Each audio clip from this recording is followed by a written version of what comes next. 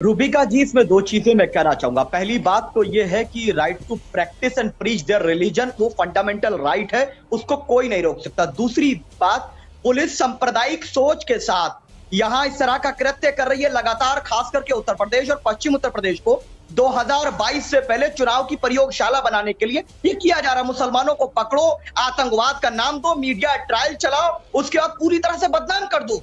और ये बात कही गई अवैध धर्मांतरण, मैं पूछना चाह रहा हूं अवैध धर्मांतरण की डेफिनेशन क्या है? जो आगरा में घर वापसी प्रोग्राम हुआ था वो अवैध धर्मांतरण है। अगर कोई मर्जी से अगर धर्म परिवर्तन करता है वो अवैध धर्मांतरण है। लास्ट पॉइंट 10 सेकंड में बोल रहा हूं कि चाहे उमर गौतम साहब का मामला हो, मौलाना कलीम सिद्दीकी साहब का मामला हो, तो एक भी व्यक्ति ने आज सामने आकर ये नहीं कहा कि मुझे जबरदस्ती कन्वर्ट किया गया। और हमारे यहाँ पहले से कानून है, लेकिन कोई चोरी करता हुआ, बलात्कार करता हुआ पकड़ा लगाकर बैठे हुए हैं आप।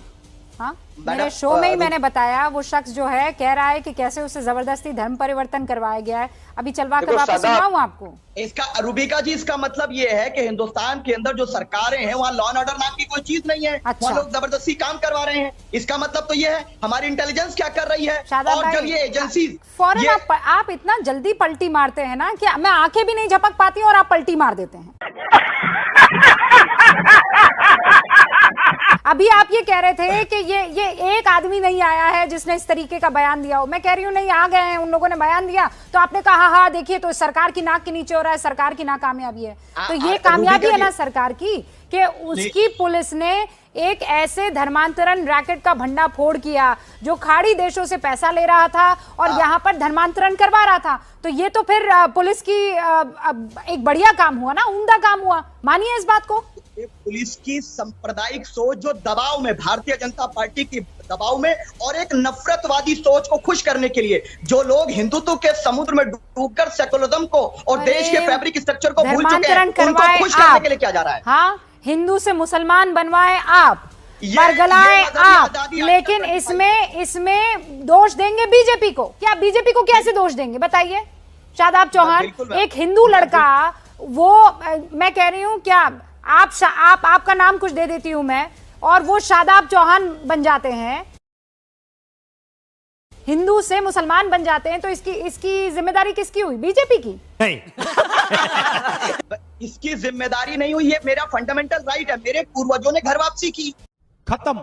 तो ये मेरा फंडामेंटल राइट है। अगर कोई इंसिस्ट करेगा किसी पे वो गलत है। मेरे पूर्वजों ने घर वापसी की, मुझे गर्व है शादाब होने पर, चौहान होने पर। मैं वेलकम है, मुझे अल्लाह का शुक्र है कि अल्हम्दुलिल्लाह कि मैं राह हक पर हूं। भाई मेरे क्या कहना चाह रहे हैं?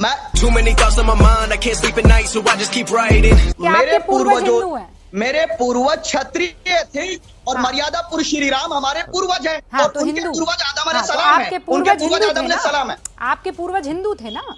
बिल्कुल, उन्होंने घर वापसी की आप अपनी मर्जी से। और घर वापसी कैसे घर वापसी? उन्होंने कन्वर्ट किया ना। सच्ची बात बोलिए ना, घबराना किस बात का? हाँ, हमारे पूर्वज हिंदू थे।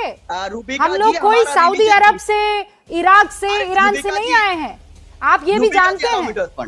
आपके माँ बाप, आपके परदादा जो हैं वो कभी हिंदू हुआ करते थे, मेरे परदादा कभी हिंदू हुआ करते थे, वो कन्वर्ट हुए हैं। ये सच्चाई है, मानिए ना, फख्र से मानिए इस बात को। क्या अब आप इस्लाम फॉलो कर रहे हैं?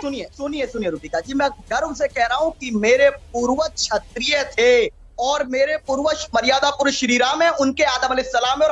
तभी हमारा रिलीजियस बिलीफ है हर कोई मुसलमान पैदा होता है, लेकिन उसके हालात उसको दूसरे मज़हब में लेके जाते हैं। ये रिलीजियस बिलीफ। मैं ये नहीं कह रही कि मुझे इल्म की पूरी जानकारी, लेकिन फिर भी मैं आपको बता देती हूँ, जब आदम अलैहिस्सलाम आए तो इस्लाम नहीं आया। इस्लाम कब आया? ये आपकी गलतफहमी है। प्रॉफिट जब लेकर आए बाकी सारी किताबों को, फिर आपने कहा कि ये नहीं, अब इसे फॉलो किया जाए।